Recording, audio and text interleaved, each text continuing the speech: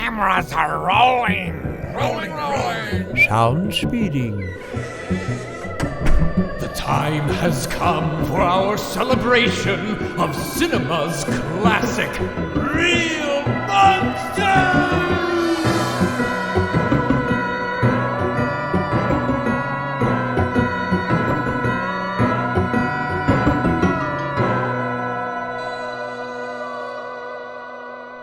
Hello everyone, I bid you welcome to episode 8 of Real Monsters Podcast.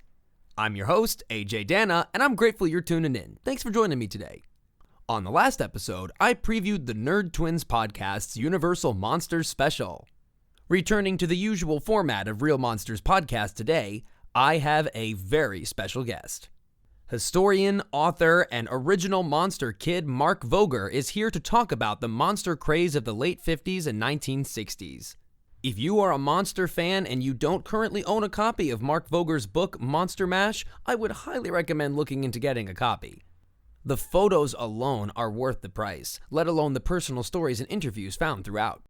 I'll talk to Mark all about it in just a moment, but first, as you might know, I secretly invite each of my Real Monsters podcast guests to begin their interview with their best cheesy mad scientist laugh to keep the fun Halloween and horror vibe alive. So, without further ado, please welcome to Real Monsters Podcast, Mark Voger. Thank you, AJ. Imitating Bela Lugosi here. I will perfect my own race of atomic supermen which will conquer the world. Excellent. Wow. Thank you so much for that quote and mad scientist laugh from Bride of the Monster. Very nice, Mark. How are you today? Good, AJ. And it was exactly six of those. Well, I knew I could always count on you for the best and most accurate in the world of classic monsters, because you are a historian and author and, of course, creator of the tome of classic monster history, Monster Mash, the creepy, kooky monster craze in America, 1957 to 1972. Now, to any of my listeners out there who have not yet purchased this book by Tomorrow's Press, I highly, highly recommend it. Real Monsters Podcast and Monster Mash are very similar in that, of course, we focus on the films, but also the popular culture influence of these classic monster characters. And Mark, this is something that you have just addressed perfectly in this book, because the monster craze was so much more than just movies. It was also toys and television. And you are somebody who lived through this era personally, so you're the perfect authority on the subject. Well, it was fun to witness it. I was born in 1958, a year after a bunch of horror and horror-ish movies were played for the first time on television, which ignited the craze. So I kind of grew up into it. It was already all around me by the time I was becoming aware of the world around me. So if you walked into like the corner drugstore, there were monster faces here and there. They might be selling the model kits. They might be selling monster trading cards. And so it was almost like normal by the time I was old enough to notice such things. And I learned as a little boy the phenomenon of being simultaneously attracted and repelled by something, because the monster faces were scary, but I wanted more. You know, that's a great point about being attracted to it and repulsed at the same time. And it does call to mind a story from your book about the shock monster mask. Oh gosh, the catalog art for that monster face is my central image on my cover, and it's just gruesome and cartoonish at the same time.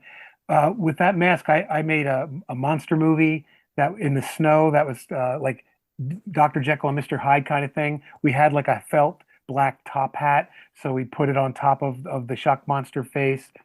But AJ, there was something about putting that thing on. It had this like cotton candy blue hair, and it kind of covered your face. It was better than a Ben Cooper job, those like half face crinkly things that were hard to breathe through. Although it was hard to breathe through a shock monster mask. But there was something about it. It was like ambrosia, that smell of low grade rubber when you were inside that mask. You were a monster, you know? That's a great way to describe it, and something that I am, of course, very familiar with as well, having played a couple of monsters in my time, especially for Universal Studios, who have so artfully resurrected the classic monster stories as haunted attractions at the Universal Parks and Resorts. Even though you're breathing in that delightful ambrosia of latex and silicone, there is nothing in the world like becoming a monster. So you've taken these experiences from throughout your life and these excellent interviews that you've tracked down some of the biggest names in classic monster history for this book. So I'm curious, at what point and how did you start to realize that all of these experiences that you lived through and you observed were worthy of a book? Well, AJ, I know I spent my career 40 years in newspapers as a graphic artist and an entertainment reporter, and my specialty was nostalgia, retro. I would go after anybody, pretty much in any genre or format, that produced stuff that I remember when I was a kid. So I talked to comic book artists like the DC and the Marvel guys, and I talked to sitcom people and monster people, of course. Anybody could get on the phone. Covered the fan conventions that would come through the New York area faithfully every year, and so I compiled this archive of interviews. I would publish them as in real time in the newspapers as I was working, but I was always backing everything up. And then, one day I just thought, this is the one that I was born to do.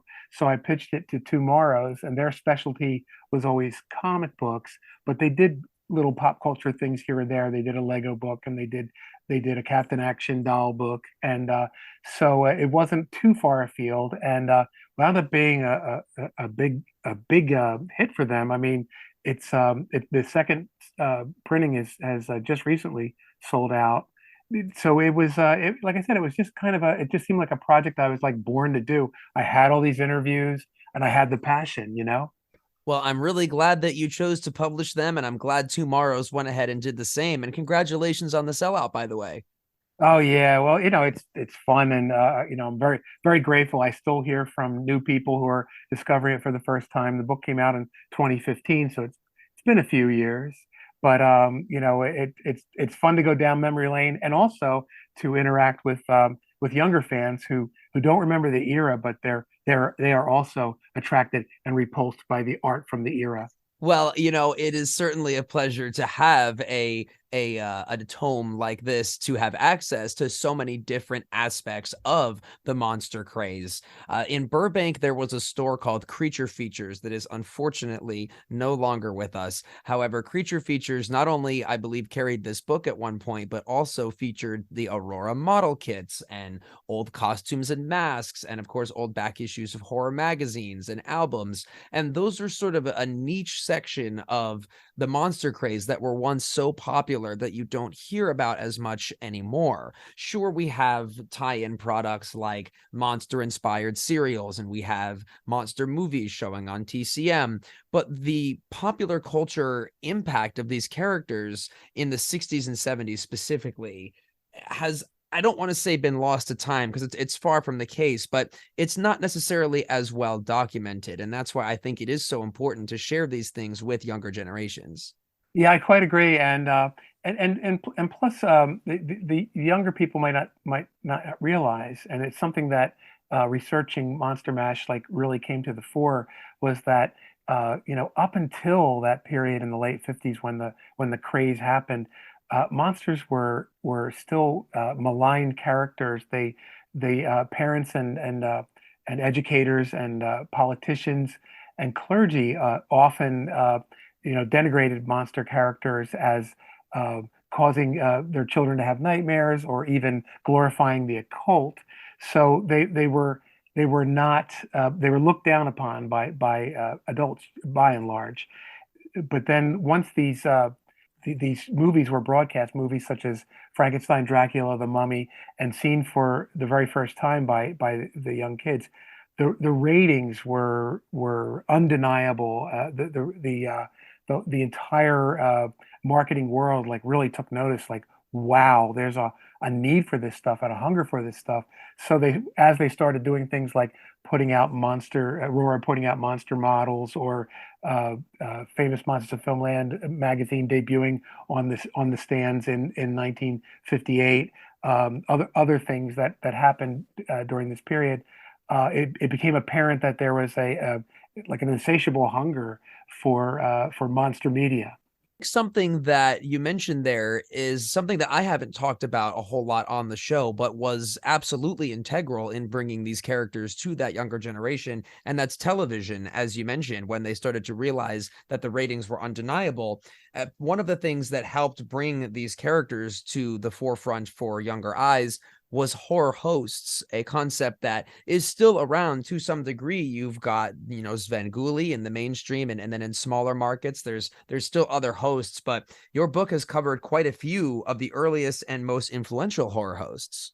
Yeah, I mean, what a fun period that must have been the very beginning. I mean, like I said, the year before I was born, in October of 1957, Screen Gems broadcast the first of 52 horror and horror-ish movies. And for instance, in the Philadelphia area, which I actually grew up in South Jersey, so I grew up in the shadow of the Ben Franklin Bridge, and there was a guy named he was first called Roland, and then he became Zachary, and he was he became very much nationally popularized because for a couple reasons. One was that Famous Monsters debuted in Philadelphia, and it was at first based in Philadelphia. So the editor Jim Warren was seeing Zachary hosting. His real name was John Zachary.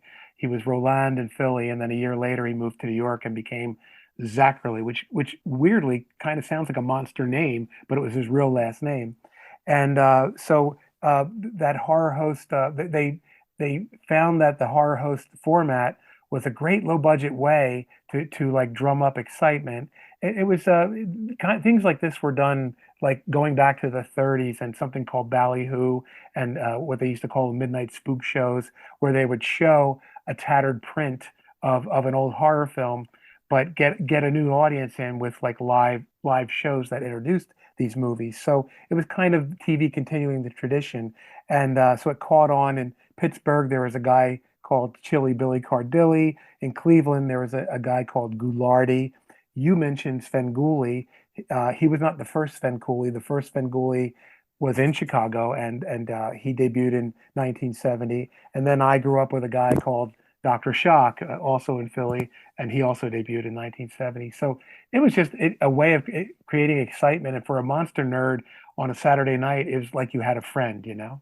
Absolutely. And it's fascinating how that tradition has continued and in many ways directly crossed over into the haunted attraction community that we know and love today. As you mentioned, the spook shows all the way back to the 30s and 40s would combine live characters and films and hosts, and all the way up to the 1970s, Knott's Scary Farm in Knott's Berry Farm, Buena Park, California, essentially was created to have a spook show type environment with Sinister Seymour hosting a film with monsters appearing. And we might not know haunted attractions the way we know them today if it weren't for Knott's Berry Farm essentially resurrecting the spook show format with a prominent horror host. So everything comes full circle in the end. And speaking of full circle, what an honor to have Zachary actually write the foreword to your book.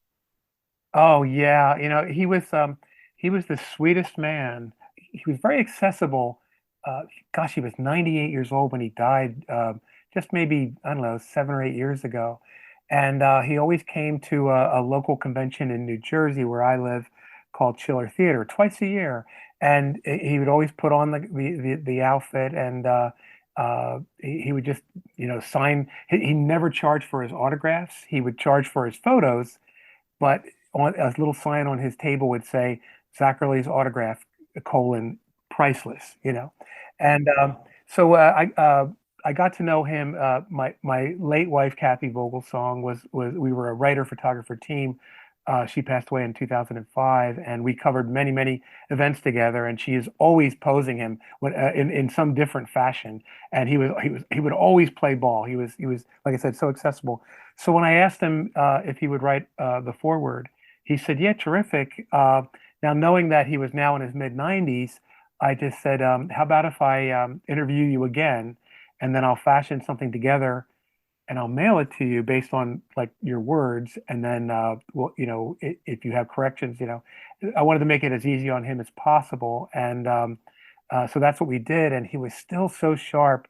And AJ, the last time I saw him, he was 97 years old. It was his last appearance at Chiller, and I had the book with me, and he signed my copy.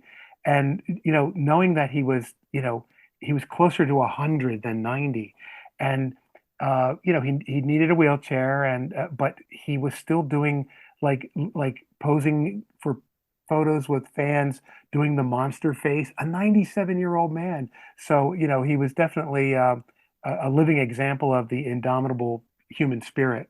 That is just wonderful to hear. And I'm so glad that you've had such accessible experiences with these highly influential figures from your life and from the life of monster kids everywhere. And really amazing that he still will keep going at that age and still, saying thank you and providing that fan service. I think that really speaks loudly of not only him, but also the monster community as a whole, that there is still a sense of vitality and life and love for these classics.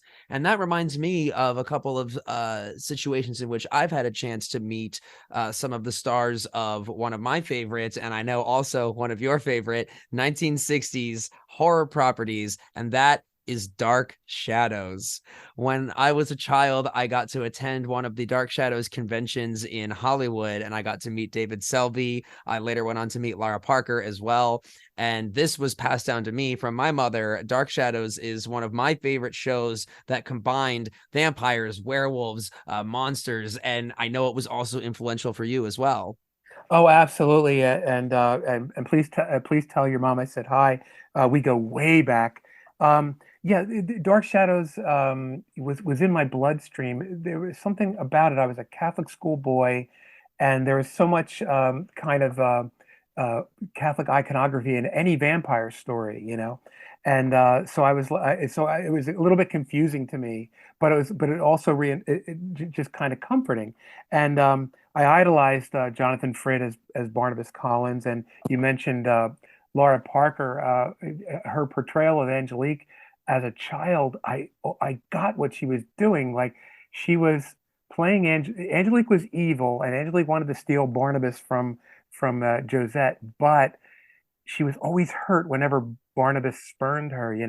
Her eyelids would flutter, and she'd just be hurt, and she'd be vulnerable. And I would think as a child, I would think like, Angelique's not really so bad. But then next thing you know, she'd sick a vampire bat on Barnabas, and the bat would bite him, and he would die, and we'd be revived as a vampire. So I'm like, nah, she's terrible. So it was like it was like that conflicted like anti-hero thing that was going on with, and Laura Parker told me later that Jonathan Frid said to her, "Don't play evil, play a reluctance to evil, and you'll get much more mileage out of it."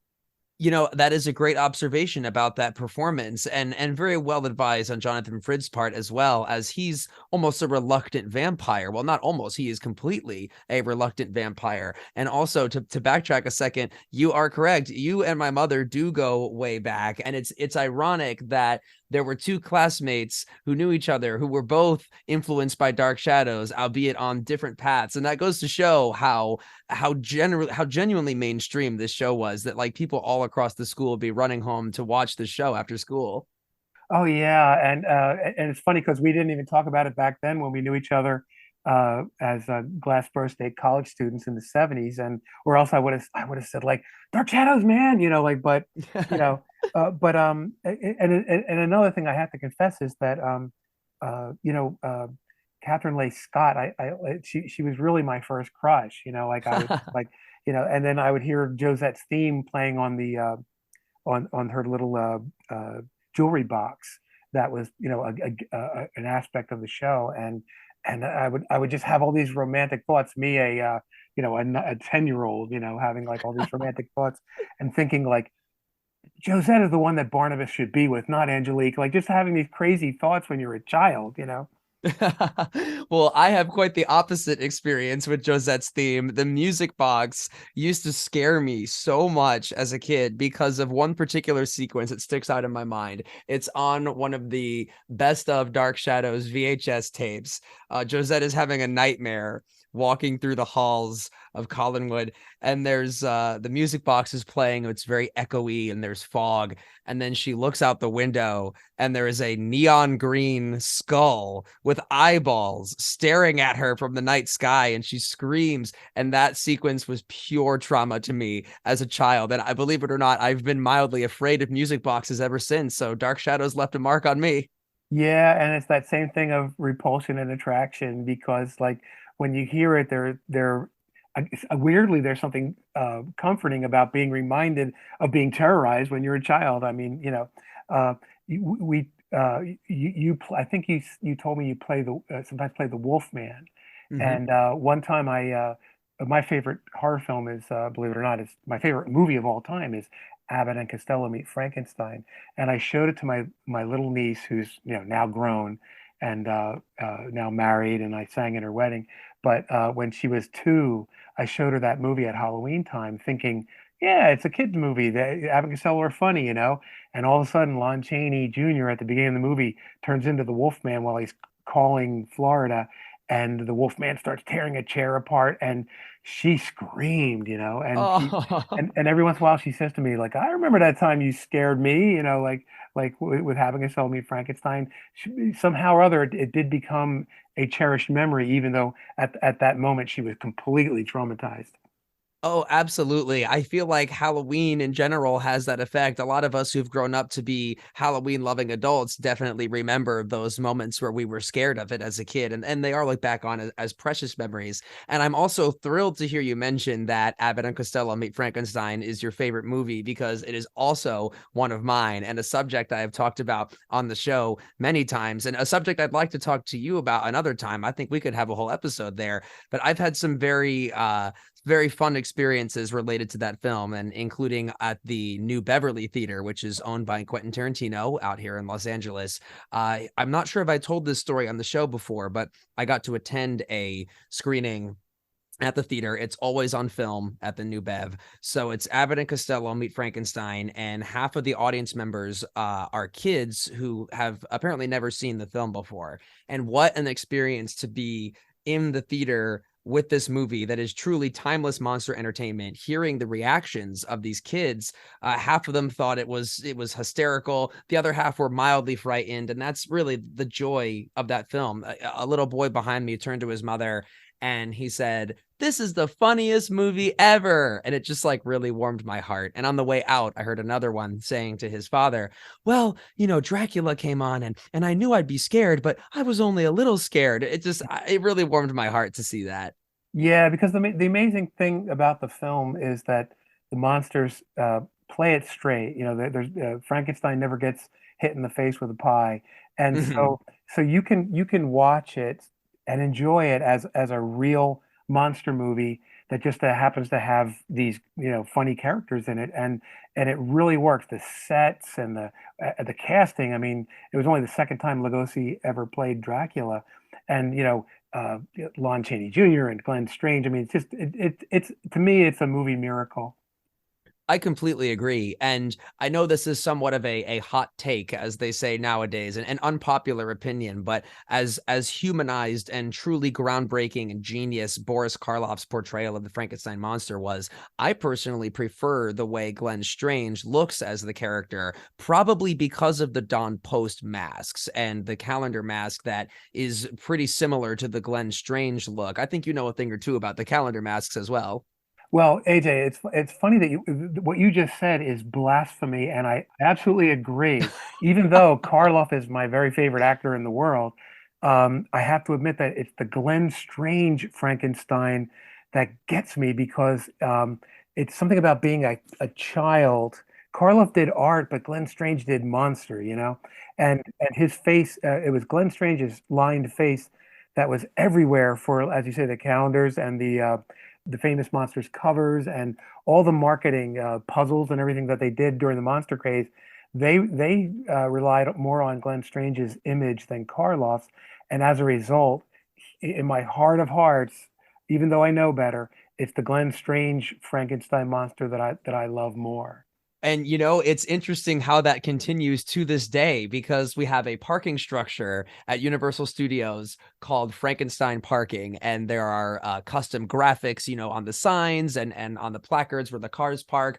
And sure enough, the face of Frankenstein monster that we see on Frankenstein Parking is interchangeably Bela Lugosi and Glenn Strange. So no Karloff to be found there, unfortunately. As you say, blasphemy, but there's just something about it that clicks. And even when I was very young, Martha Stewart did a Halloween special where she transformed herself into the Bride of Frankenstein, and it was a great recreation of Elsa Lanchester's makeup. And there was a makeup artist. He was dressed as, I suppose you could say, Igor from the later Frankenstein films, not so much Fritz from the original, and he put together another Glenn Strange type look. So yes, seeing that look in Abbott and Costello Meet Frankenstein alongside Lugosi as Dracula, like, it just doesn't get, you can't get better than that. And of course, Lon Chaney Jr. But yes, I completely agree. Like the holy grail of monster films that has everything that you could want in a monster movie. It's got horror, it's got comedy, just an overall great time, and a great monster mash.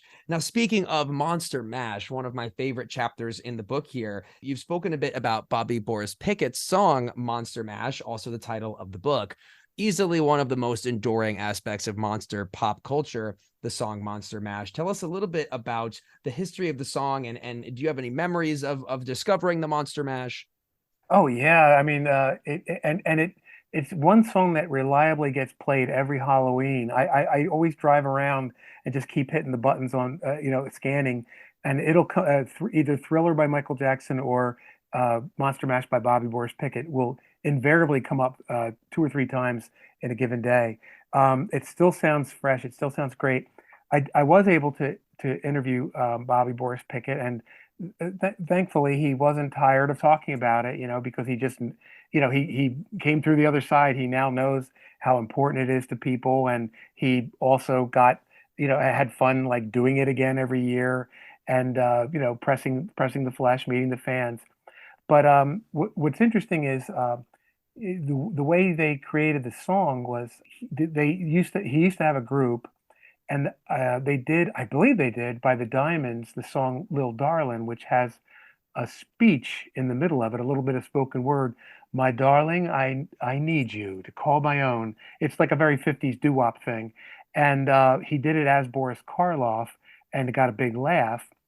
And another weird thing is that around that same time, Karloff himself did it on the Dinah Shore show. It was Karloff and Dinah Shore. She was made up to kind of look like Morticia, and the gentleman who played on the Honeymooners with Jackie Gleason, Art Carney, he was a monster. And Karloff actually did the Diamond speech, "My darling, I need you to call my own." So anyway, that's just a weird coincidence that Karloff actually himself did it in his Karloff voice. But anyway, so they decided that the Karloff imitation was so much fun that they would try to write a song, and they wrote it in like an hour. And first it was turned down, and then all of a sudden it caught on the radio, and the rest is pop culture history, musical history. It was a #1 hit.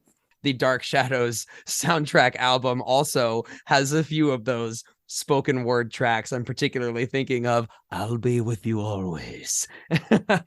Well, the song that we always remember, AJ, the flip side of the 45 RPM of Quentin's theme, the flip side, this is a deep cut for y'all, is called #1 at the Blue Whale. And it was an instrumental that just was always playing. It's true, it was always playing in the background whenever they did a scene at the Collinsport bar called the Blue Whale, and it was always playing. And so here it was the B-side of Quentin's theme. So me and my brother would play that as often as we played Quentin's theme. Well, here's a deep cut for you that shows how much I appreciate that tidbit. Not too long ago, I worked at an immersive experience in Los Angeles called Elsewhere at the Madcap Motel. And the Madcap Motel was about a mad scientist type of character who discovered a wormhole to a strange dimension, but he discovered the wormhole in a hotel that was perpetually now stuck in the 1960s. And about halfway through the run, those of us who were playing these zany 1960s tourists who came through the wormhole, we were tasked with adding a couple of songs to the playlist so that, we could spice up the atmosphere, get some different 1960s music flowing throughout the experience. Everyone is submitting some really great choices from the era, but I said I am going to submit a really deep cut, and I am going to submit both Number One at the Blue Whale and Back at the Blue Whale into our music loop, and they added both of them, so we were hearing them at work. Oh my gosh. Well, I should have known I couldn't fool you, AJ. But oh my gosh. Wow. And I don't even know Back at the Blue Whale, so I got to find that one. Yeah, it was that one, and then there was another one I added on there too. I believe it was Quentin's theme as covered by Andy Williams. You can't go wrong there. Oh my gosh. I can't even imagine that. Well, see, that's exactly why I knew I had to have you on the show, because these are conversations that I really enjoy having. And as I mentioned, you are very much an authority on this era and on this subject. And I'm thrilled to get to speak to you about all of this. Right back at you, AJ. Well, thank you very much. Now, as we wrap things up, I do have a couple of questions. These are fun little Q&As I basically end every episode with. I have been talking to a lot of our guests recently about time travel. We have somehow ended up on the topic of time travel and a couple of different productions that have integrated different time periods. For example, I've interviewed three different creators who have created plays or graphic novels that featured the classic monsters in World War II. So we've been speaking a lot about the 1960s and late 50s and early 70s and how the monsters have integrated themselves into pop culture in that era. And we did see that a lot through songs like Monster Mash and through television shows and comics. But I'm curious if there is any time period throughout all of history, this could be past, present, future, any time period where you would personally like to see the classic monsters run amok in a handful of stories and historical events. What time period would you like to see the monsters invade?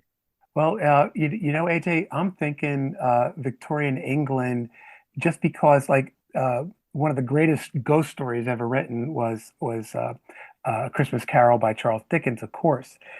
But the novels Frankenstein by Mary Shelley and Dracula by Bram Stoker are still are still coming out like around this time. So is Sherlock Holmes. Like it was just like this magical creative time that would affect media, would affect movies, television, everything for like another 100 years. So it seems to me that maybe like a mashup of like Scrooge and Frankenstein and Dracula or something would be like a lot of fun. But certainly that Victorian England period of the 19th century would be like a really cool place to have like a mashup like that. I think that's a great choice, and it does call to mind some striking visuals already as you describe this and you cross over the Christmas Carol world with the world of the monsters. I'm picturing monsters in snow around those Victorian buildings and the gas lamps, and that's not something we see a lot of. We don't see a lot of monsters in snow. So I think that could be quite interesting. I like that choice. And in particular, the original Frankenstein monster, as written by Mary Shelley, he was no stranger to snow. That'd be a great way to tie that together. That's a great point.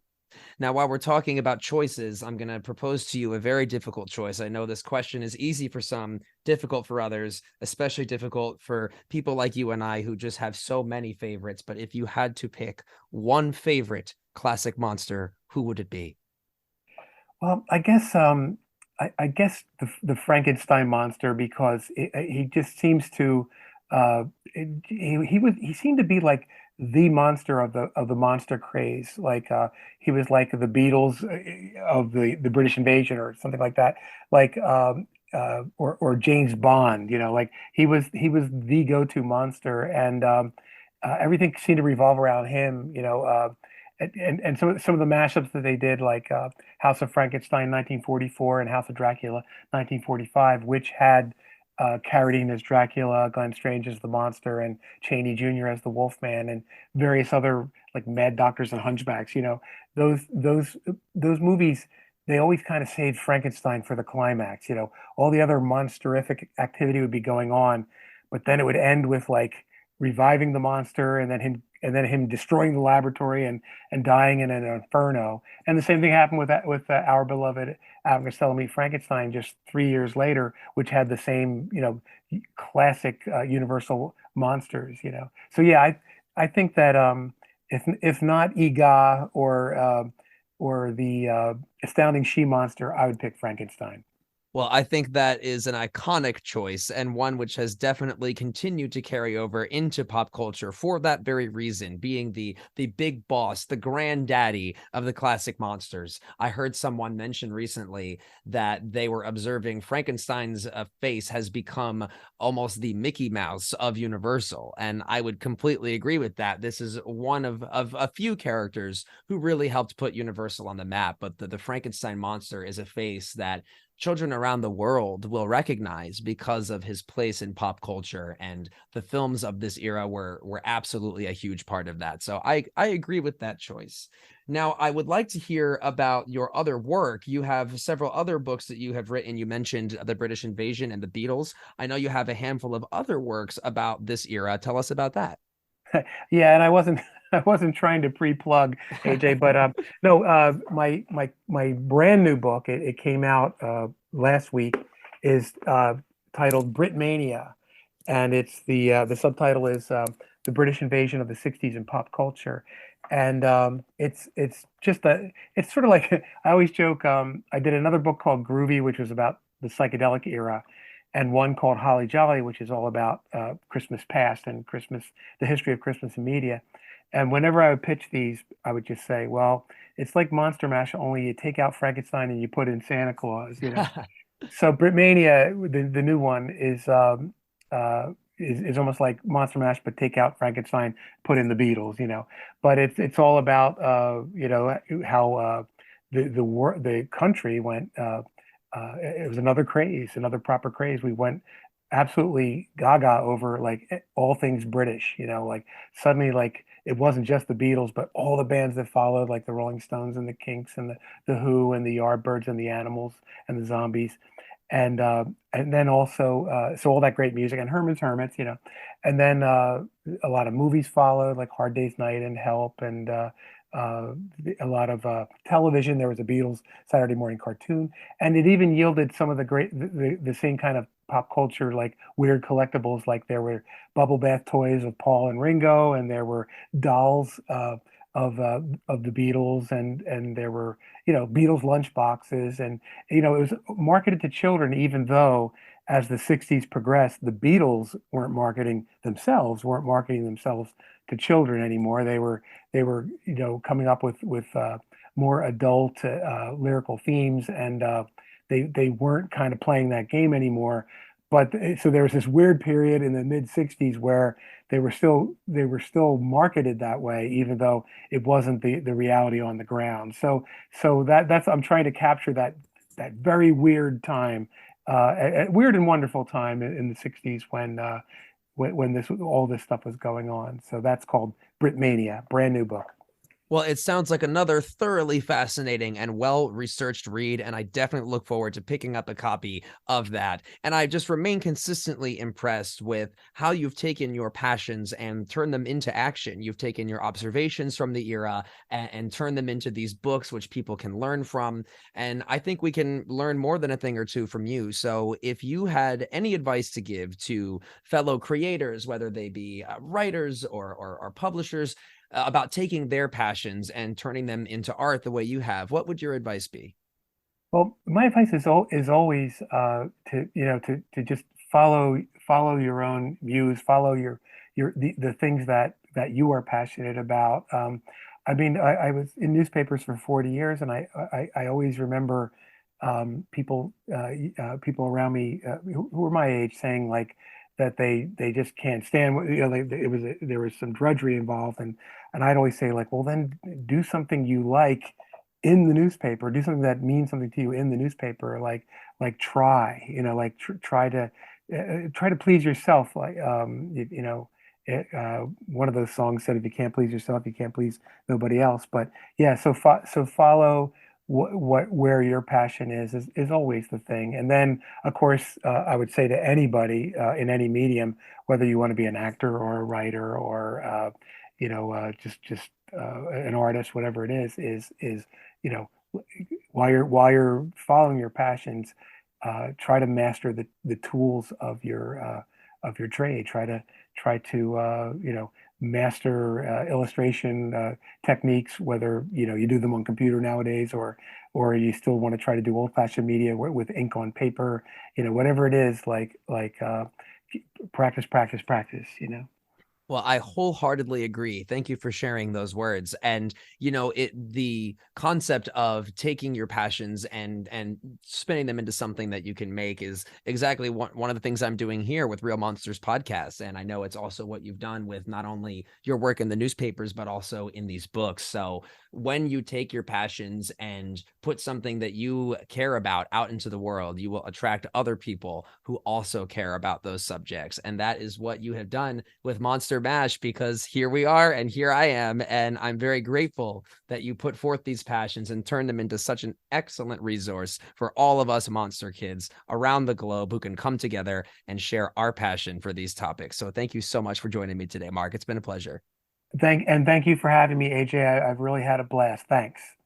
And with that, keep it real, monster fans. I'm AJ Danna, and I'll catch you next time on the next episode of Real Monsters Podcast. Real Monsters Podcast theme song by Alexander Taylor.